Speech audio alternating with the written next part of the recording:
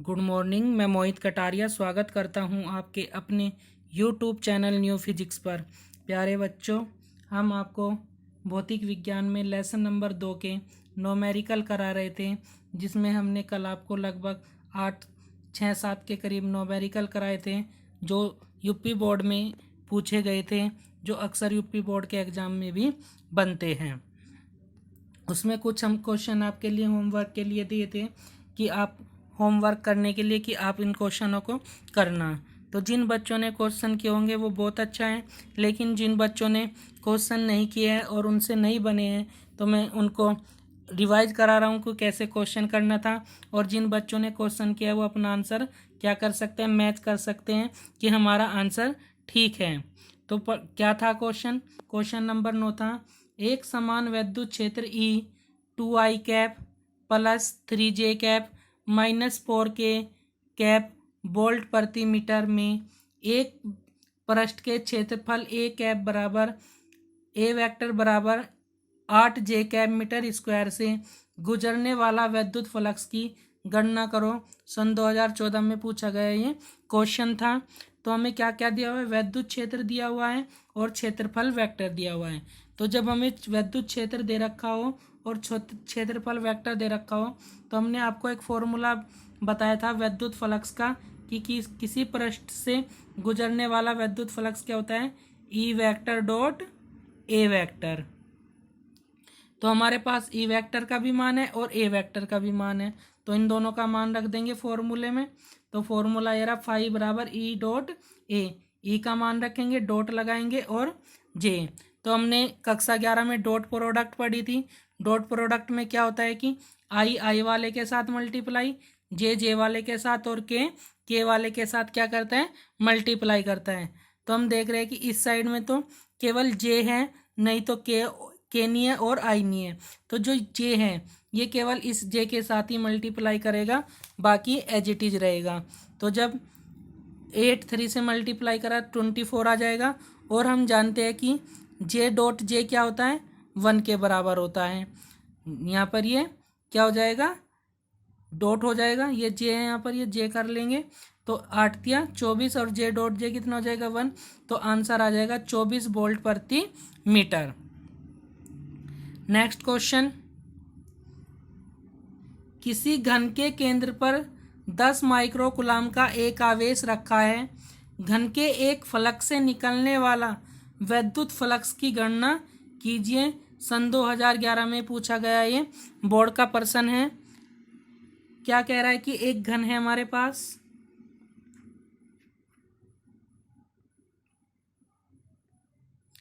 तो घन में कितने फलक होते हैं, 1 2 3 4 5 और एक ये 6 फलक होते हैं। तो ये कह रहा है कि किसी एक फलक से निकलने वाला विद्युत फ्लक्स बताना है। तो अगर मैं कहूँ कि अगर मैं सारे फलक से विद्युत फ्लक्स निकाल लूँ तो कितना होगा, 6 फाई होगा, यानी 6 फलक से निकलने वाला विद्युत फ्लक्स। और किसके बराबर होता है, phi Q upon epsilon naught के बराबर होता है। और मुझे तो केवल किससे, एक से निकालना है। ये कितने से निकला, 6 से। अगर एक से निकालना हो तो क्या करना पड़ेगा, 6 से डिवाइड करना पड़ेगा। तो फाई ई बराबर कितना हो जाएगा, क्यू अपॉन 6 एप्सिलॉन नॉट। ये 6 से था। अगर मुझे कितने से निकालना हो, एक से निकालना हो तो दोनों में कितने से गुना करनी पड़ेगी, 6 से। देखो कैसे, 6 फाई ई बराबर किसके हैं, क्यू अपॉन एप्सिलॉन नॉट के। तो ये 6 के 6 फलकों से निकलने वाला विद्युत फ्लक्स है। अगर एक से निकालना हो तो इधर भी 6 से मल्टीप्लाई करनी पड़ेगी, इधर भी। तो 6 से 6 कैंसिल, फाई बराबर कितना बचेगा, 6 एप्सिलॉन नॉट। तो ये क्या हो जाएगा कि एक फलक से निकलने वाला विद्युत फ्लक्स हो जाएगा। तो यही यहाँ पर हमने क्यू का मान दे रखा है 10 माइक्रोकूलाम, या इसको लिख सकते हैं 10 गुना 10 की घात -6 कूलाम। चूँकि घन में यहाँ पर 6 लिख लेना, 6 फलक होते हैं, अतः एक फलक से निकलने वाला विद्युत फ्लक्स। तो फाई ई बराबर Q upon 6 epsilon not. Q का मान रखेंगे 10 गुना 10 की घात -6 अपॉन 6 इंटू 8.85 गुना 10 की घात 12, पॉइंट हटाएंगे 2 जीरो ऊपर आ जाएगी, 100 हो जाएगा। सोल्व करेंगे तो फाई का मान आ जाएगा 1.88 गुना 10 की घात 5 न्यूटन पर मीटर स्क्वायर अपॉन कूलाम। आप इसकी कैलकुलेशन खुद करके देखना है। कैलकुलेशन जितनी आप करोगे उसके लिए उतना ही आप लोगों को फायदा होगा। तो ये इस तरह से करना था, ये क्वेश्चन मान रख के सोल्व करना था बस। तो कैलकुलेशन आप खुद करके देखना ज़्यादा से ज़्यादा। नेक्स्ट क्वेश्चन है आज से हमारा 2.4 मीटर व्यास के किसी एक समान आवेशित चालक गोले का पृष्ठीय आवेश घनत्व 80 माइक्रोकूलाम प्रति मीटर है। तो ज्ञात कीजिए नंबर 1, गोले पर आवेश, गोले के पृष्ठीय निर्गत कुल विद्युत फ्लक्स कितना होगा। तो हमें क्या दिया हुआ है, व्यास दिया हुआ है गोले का 2.4 मीटर। तो इसकी हम त्रिज्या में बना लेंगे। त्रिज्या क्या होती है, व्यास की आधी होती है, तो 1.2 मीटर इसकी क्या हो जाएगी, त्रिज्या हो जाएगी। सिग्मा पृष्ठ घनत्व दिया है 80 माइक्रोकूलाम प्रति मीटर स्क्वायर। माइक्रोकूलाम को कूलाम में बदल लेंगे तो 80 गुना 10 की घात -6 कूलाम प्रति मीटर हो जाएगा। तो गोले के पृष्ठ पर आवेश कितना हो जाएगा, हमें फॉर्मूला पता है क्या, सिग्मा बराबर क्या होता है, क्यू अपॉन ए। अब हमें किसका मान निकालना है, आवेश का। तो ये इसके साथ क्या कर जाएगा, क्रॉस मल्टीप्लाई। तो क्यू बराबर हो जाएगा सिग्मा इंटू ए। ए क्या है, क्षेत्रफल है, और गोले का क्षेत्रफल कितना होता है 4 पाई आर स्क्वायर, गोले का क्षेत्रफल। तो ये हमने लिख दिया क्षेत्रफल का मान 4 पाई आर स्क्वायर, क्योंकि हमें क्षेत्रफल नहीं दे रखा, त्रिज्या दे रखी है, तो हमें ये फॉर्मूला लिखना होगा।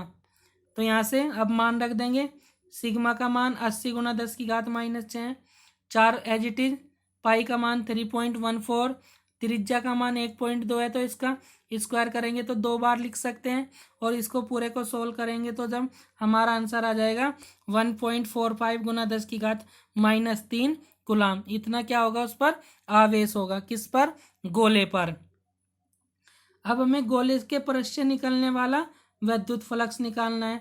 तो विद्युत फ्लक्स क्या होता है, फाई ई बराबर Q upon epsilon not. Q का मान हमने निकाल ही लिया, एप्सिलॉन नॉट का मान हम जानते हैं, दोनों का मान रख के इसको डिवाइड कर देंगे तो फाई का मान कितना आ जाएगा 1.6 गुना 10 की घात 8 newton metre square upon coulomb. ये कैलकुलेशन आप खुद करके देखेंगे कि कैलकुलेशन करने के बाद ये मान कैसे निकल कर आया है। ठीक है, यहाँ से पॉइंट से पॉइंट हटाएंगे, 2 पॉइंट खत्म हो जाएंगे, और इसको 885 से किसको भाग दे देंगे 145 को, और इधर घाते सोल्व कर लेंगे। तो आप कैलकुलेशन करके देखना इसकी कैसे ये इतना आंसर आएगा हमारे पास। ठीक है, तो ये इम्पोर्टेंट क्वेश्चन है जितने भी, और ये एनसीईआरटी की बुक से रिलेटेड क्वेश्चन है जो अक्सर यूपी बोर्ड के एग्जाम में पूछे जाते हैं। कोई अनंत रेखीय आवेश 2 सेंटीमीटर त्रिज्या पर 9 गुना 10 की घात 4 न्यूटन प्रति कूलाम के विद्युत क्षेत्र उत्पन्न करता है। रेखीय आवेश घनत्व की गणना कीजिए। रेखीय आवेश घनत्व क्या होता है, लैम्बडा बताया था। लैम्बडा बराबर क्या बताया था, क्यू अपॉन एल। तो लैम्बडा का मान हमें निकालना है।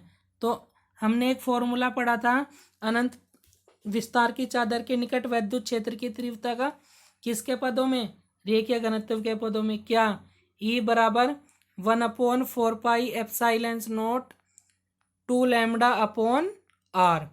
याद है, ध्यान होगा। तो बस यही फॉर्मूला लगाएंगे, क्योंकि हमें क्या क्या दिया हुआ है, विद्युत क्षेत्र दिया हुआ है, त्रिज्या दी हुई है। ठीक है, तो यहाँ से ई का मान कितना दे रखा, 9 गुना 10 की घात 4 न्यूटन प्रति कूलाम। आर दे रखा है 2 सेंटीमीटर, सेंटीमीटर को मीटर में बदल लेंगे, 10 की घात -2 से मल्टीप्लाई करके। फिर हम जानते हैं कि विद्युत क्षेत्र की तीव्रता ई बराबर 1/4 pi epsilon naught 2 lambda upon R. ये वाला फॉर्मूला ही क्यों लिखा है, क्योंकि हमें इसमें विद्युत क्षेत्र दे रखा है और हमें रेखीय आवेश घनत्व पूछ रखा है। तो विद्युत क्षेत्र का फॉर्मूला है किसके पदों में है, रेखीय आवेश घनत्व के पदों में है, इसलिए यही फॉर्मूला हमने अप्लाई किया है।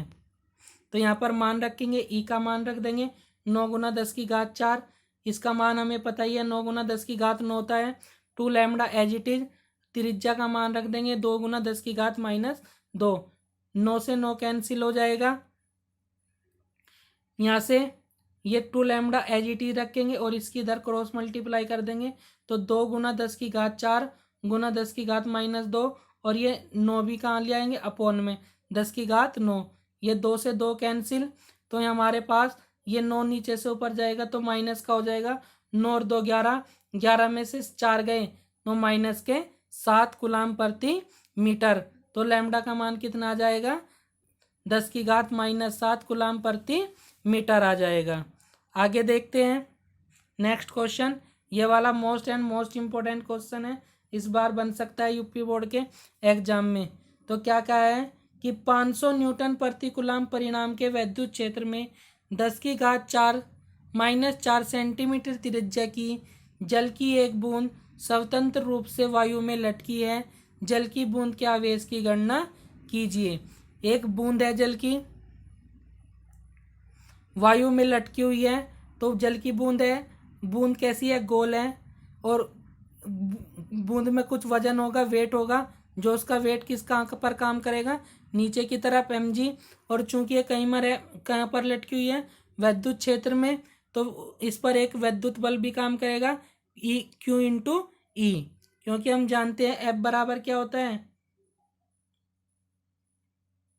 क्यों ही होता है, क्योंकि E बराबर होता है F अपॉन Q, तो यहाँ से F का मान E इंटू Q, तो ये दोनों बल इसको क्या करेंगे संतुलित करेंगे।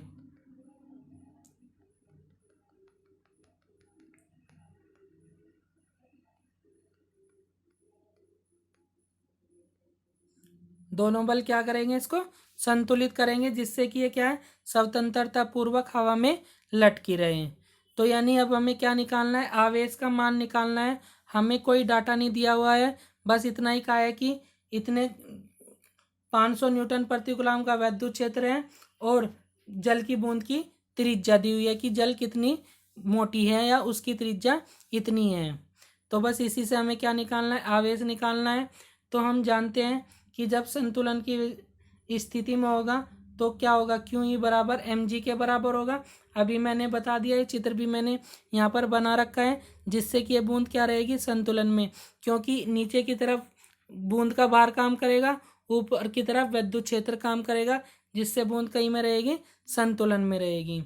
तो क्यू ई बराबर mg, और m बराबर हम क्या जानते हैं द्रव्यमान बराबर क्या जानते हैं, द्रव्यमान बराबर जानते हैं हम आयतन गुना घनत्व, आयतन गुना घनत्व। तो द्रव्यमान की जगह लिख दिया हमने आयतन गुना घनत्व, v क्या है आयतन है, d क्या है घनत्व है, into g as it is.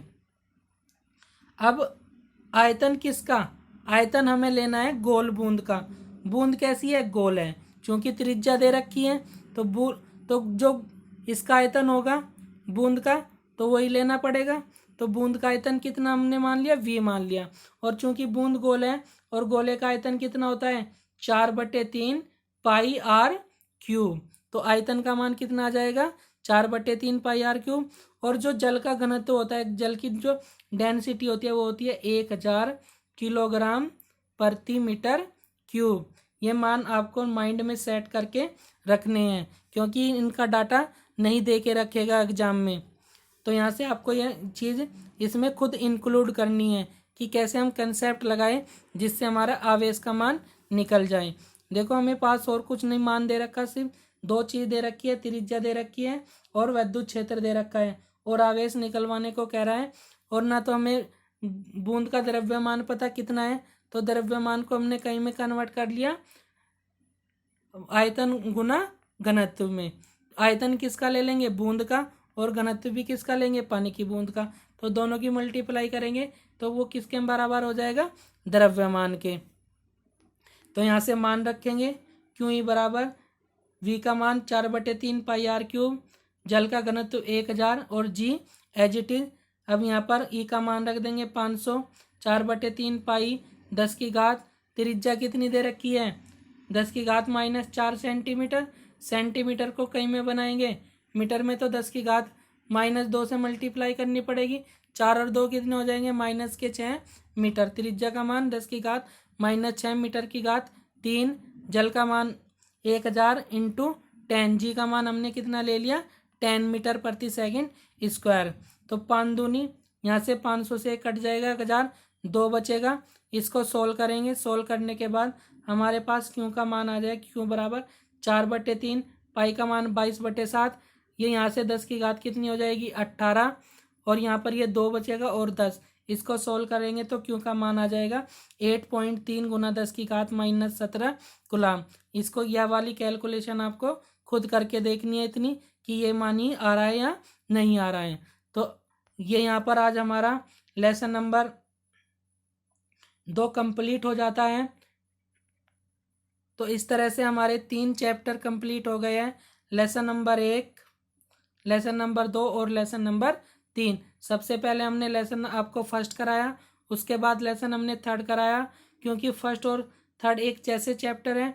उसके बाद हमने इसमें आपको लेसन नंबर 2 कराया है। तो लेसन नंबर 2 भी हमारा अब क्या हो गया है, कंप्लीट हो गया है। इसकी थ्योरी, न्यूमेरिकल, अति लघु, बहुविकल्प, जितने भी जहाँ से जो क्वेश्चन बन सकते हैं वो इस चैप्टर के हमने आपके करा दिए हैं। कल से हम अपना नया चैप्टर स्टार्ट करेंगे, लेसन नंबर 4। तो अभी तक जिन छात्रों ने अपना वर्क नहीं किया है वे सभी अपना वर्क कंप्लीट कर ले। यूट्यूब पर सारी वीडियो अपलोड कर दी गई है। आपको क्या करना है, आपको चैनल पर जाना है। चैनल पर आपको एक फोल्डर मिलेगा प्ले लिस्ट के नाम से। प्ले लिस्ट में एक फोल्डर है फिजिक्स क्लास 12। वहाँ पर अभी तक शुरू से जितनी भी वीडियो हमने बनाई है फिजिक्स की, सारी आपको लगातार सीरियल से वहाँ पर वीडियो मिल जाएगी। आप एक कर करके सारी वीडियो को अपना देखकर अपना कार्य कर सकते हो, समझ सकते हो। तो मैं आपको पहले ही कह चुका हूँ कि आप कक्षा 12 के विद्यार्थी हैं, आपको लापरवाही नहीं करनी चाहिए अपने काम के प्रति। आपकी क्लास सुचारू रूप से कंटिन्यू चल रही है, तो आपको जितना पढ़ाया जा रहा है उसको आप पढ़ते रहिए, याद करते रहिए। आपकी जो प्रॉब्लम है वो आप मुझे कमेंट बॉक्स में लिखकर पूछ सकते हैं, आप ग्रुप के माध्यम से भी मुझे पूछ सकते हैं। तो आज की वीडियो में इतना ही। वीडियो अच्छी लगी तो वीडियो को लाइक करना, और ज़्यादा से ज़्यादा अपने फ्रेंड सर्किल में इस वीडियो को क्या करना है, शेयर करना है, जिससे कक्षा 12 के वे सभी विद्यार्थी तक ये वीडियो पहुंच सके जो कक्षा 12 में पढ़ते हैं और उनका किसी कारण से पढ़ाई नहीं हो पा रही है।